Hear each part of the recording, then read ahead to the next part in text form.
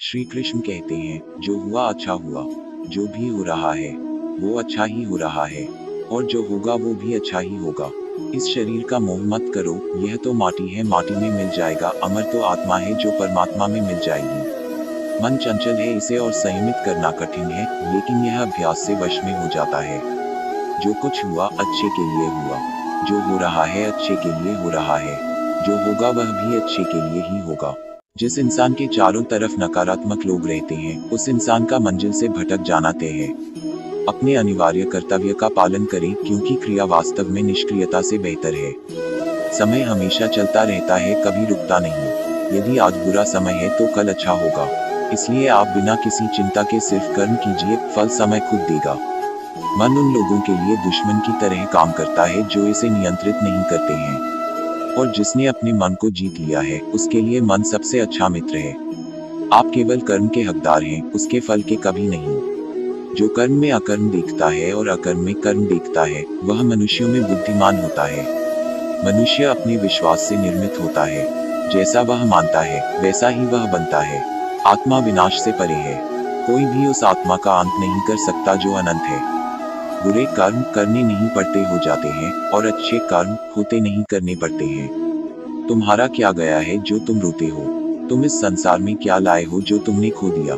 तुमने क्या पैदा किया जो खो दिया? क्योंकि तुमने जो भी लिया यही से लिया, जो भी दिया यही पर दिया। जियो इतना कि जिंदगी कम पड़ जाए, हंसो इतना कि रोना मुश्किल हो जाए। किसी भी चीज को पाना तो नसीब की बात है, मगर कोशिश इतनी करो कि मैं देने पर मजबूर हो जाऊं। स्वयं कमाओ स्वयं खाओ, यह प्रकृति है, रजोगुण है। दूसरा कमाए तुम छीन कर खाओ, यह विकृति है, तमोगुण है। स्वयं कमाओ सबको खिलाओ, यह दैविक संस्कृति है, सतोगुण है। दैविक प्रवृत्तियों को धारण करे तभी आप देवलोक पाने के अधिकारी बनेंगे। मैं, मेरा, तेरा और सारा धन यहीं का यहीं धरा रह जाएगा, कुछ भी साथ नहीं जाएगा। साथ यदि कुछ जाएगा भी तो सिर्फ नेकियां ही साथ जाएंगी। इसलिए जितना हो सके नेकी करो, सत्कर्म करो। जरा सोचिए, आप कौन सा धन साथ लेकर आए थे और कितना साथ लेकर जाओगे। जो चले गए वो कितना सोना चांदी साथ ले गए। मरने पर जो सोना चांदी धन दौलत बैंक में पड़ा रह गया, समझो वो व्यर्थ ही कमाया। औलाद अगर अच्छी और लायक है तो उसके लिए कुछ भी छोड़कर जाने की जरूरत नहीं है, खुद ही खा कमा लेगी। औलाद अगर बिगड़ी या नालायक है तो उसके लिए जितना मर्जी धन छोड़कर जाओ, वह चंद दिनों में सब बर्बाद करके ही चैन लेगी। यदि आपने किसी निरपराध जीव को सताया है तो वह आपके जीवन में शत्रु बनकर आएगा और आपसे बदला लेगा। इसलिए जीवन में कभी किसी का बुरा ना करें। प्रकृति का नियम है कि आप जो भी करोगे उसे वह आपको इस जन्म में या अगले जन्म में 100 गुना वापस करके देगी। यदि आपने किसी को 1 रुपया दिया है तो समझो आपके खाते में 100 रुपये जमा हो गए हैं। यदि आपने किसी का 1 रुपया छीना है तो समझो आपकी जमा राशि से 100 रुपये निकल गए। दूसरों के व्यवहार को अपने मन की शांति नष्ट करने का अधिकार न दे। अकेला होना तुम्हें यह सिखाता है कि वास्तव में तुम्हारे पास स्वयं के अलावा कुछ नहीं है। जो कुछ भी तुमसे छीना जा सकता है, समझना तुम्हारा है ही नहीं। हर इंसान के जीवन में एक समय ऐसा जरूर आता है जब उसे सच्चे दिल से महसूस होता है कि भगवान के अलावा उसका कोई नहीं है। जो कुछ है तेरे दिल में, सब कुछ मुझे खबर है, बंदे तेरे हर हाल पर मेरी नजर है। हे मनुष्यों, तुम संसार की बातों में भूले बिसरे ये सब छोड़कर जब भगवान के लिए तड़फोगे तो भगवान उसी समय आकर तुम्हें अपनी गोद में ले लेंगे। हर इंसान अंदर से खत्म हो रहा है। किसी ने तस्वीर लेनी छोड़ दी, किसी ने नए कपड़ों का शौक छोड़ दिया, किसी को मोहब्बत से नफरत हो गई, किसी को तन्हाई पसंद आ गई, किसी ने दोस्तों से मिलना छोड़ दिया। परीक्षा देने जाओ तो पता चलता है रास्ते में कितने मंदिर हैं। बेमतलब लोग भगवान को भी याद नहीं करते। भूलकर गीता का ज्ञान मानवता सदाहारी है, इसलिए संसार में कहीं ना कहीं महाभारत जारी है। अपने मन की किताब ऐसे व्यक्ति के पास ही खोलना जो पढ़ने के बाद आपको समझ सके। न यह शरीर तुम्हारा है और न तुम इस शरीर के। यह शरीर तो अग्नि, जल, वायु, पृथ्वी, आकाश से बना है और इसी में मिल जाएगा। परंतु आत्मा स्थिर है। फिर तुम क्या हो? तुम अपने आप को मुझे अर्पित करो। यही सबसे उत्तम सहारा है। जो इसके सहारे को जानता है वह भय, चिंता, शोक से सर्वदा मुक्त है। अपने सबसे खास से धोखा खाने के बाद लोग चाहकर भी किसी पर संपूर्ण प्रतिशत भरोसा नहीं कर पाते, यही सत्य है। मनुष्य का जीवन केवल उसके कर्मों पर चलता है। जैसा कर्म होता है वैसा उसका जीवन होता है। भगवान श्री कृष्ण जी कहते हैं कि हमें किसी से भी अंधा प्यार नहीं करना चाहिए। हमारा किसी के प्रति अंधा प्यार हमें कभी भी आगे बढ़ने नहीं देता। अधिक प्रेम भी व्यक्ति को बुद्धिहीन कर देता है। अनुमान मन की कल्पना है और अनुभव जिंदगी का सबक है।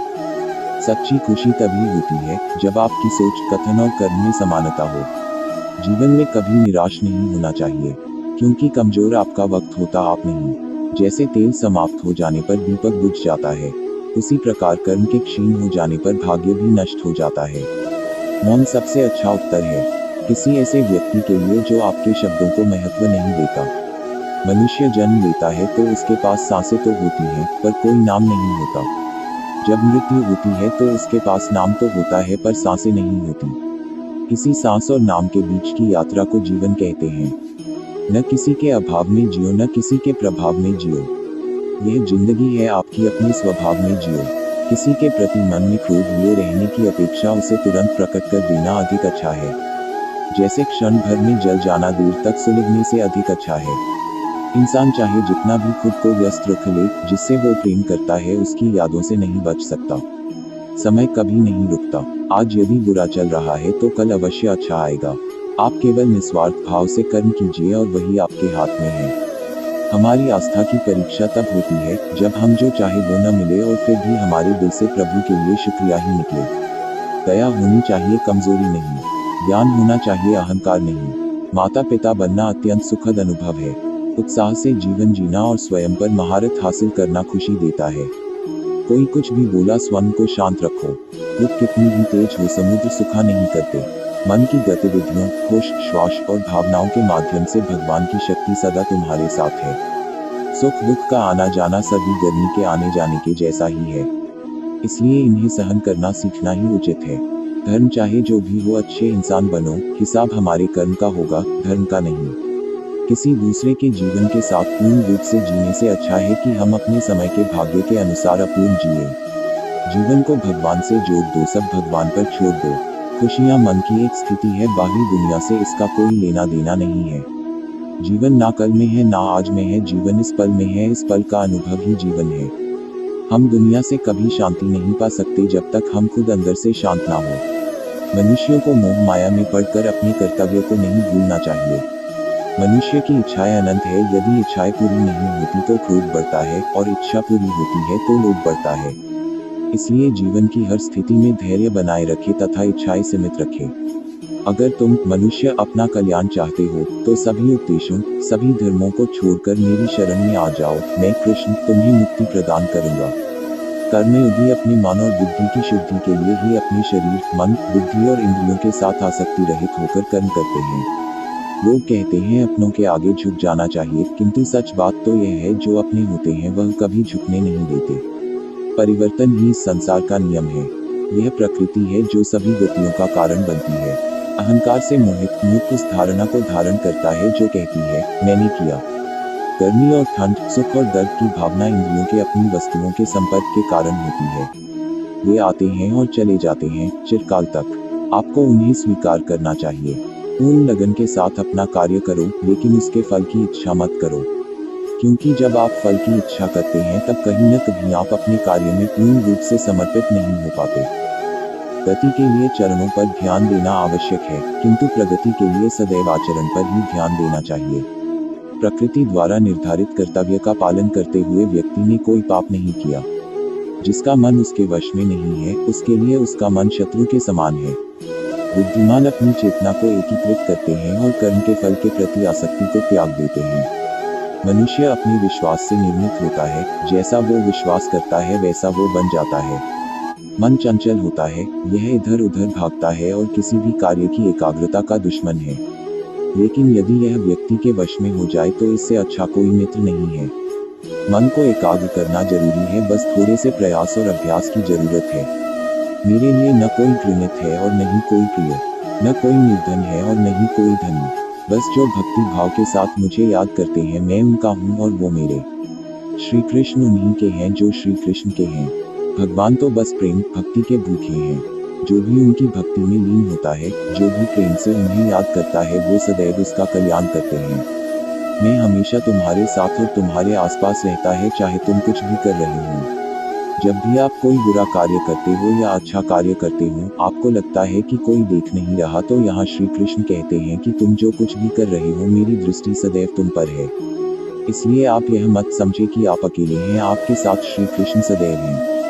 जीवन में आधे दुख इस वजह से आते हैं क्योंकि हमने उनसे आशाएं रखी जिनसे हमें नहीं रखनी चाहिए थी। हम सभी मनुष्य किसी न किसी अन्य मनुष्य से बंधे होते हैं, या कहो किसी दूसरे इंसान पर निर्भर रहते हैं, और इसी निर्भरता से हमारे मन में उम्मीद और आशाएं बानी रहती है कि हमारी कोई मदद कर देगा। परंतु कई बार हम गलत इंसान से आशाएं या फिर उपेक्षा कर लेते हैं, जिसके वजह से हमें कई दुख और तकलीफों का सामना करना पड़ता है। हमें ऐसे समय में धैर्य से काम लेना चाहिए। जीवन में समय चाहे जैसा भी हो, परिवार के साथ रहो। सुख हो तो बढ़ जाता है और दुख हो तो बच जाता है। इस संसार में मूर्ख व्यक्ति, अधर्मी, अज्ञानी व नास्तिक प्रकृति का व्यक्ति मेरी शरण स्वीकार नहीं कर सकता। ज्ञानी व्यक्ति को कर्म के प्रतिफल की अपेक्षा कर रहे अज्ञानी व्यक्ति के दिमाग को अस्थिर नहीं करना चाहिए। अपने जीवन में कभी भी ना किसी को आनंद में वचन दे, ना क्रोध में उत्तर दे, और ना ही दुख में कभी निर्णय ले। किसी और का काम पूर्णता से करने से कहीं अच्छा है कि अपना काम करे, भले ही उसे अपूर्णता से करना पड़े। मैं ही इस सृष्टि की रचना करता हूँ, मैं ही इसका पालन पोषण करता हूँ, और मैं ही इस सृष्टि का विनाश करता हूँ। जो कुछ हुआ अच्छे के लिए हुआ, जो हो रहा है अच्छे के लिए हो रहा है, जो होगा वह भी अच्छे के लिए ही होगा। जिस प्रकार एक मोमबत्ती बिना आग के नहीं जल सकती, उसी प्रकार व्यक्ति आध्यात्मिक जीवन के बिना अधूरा है।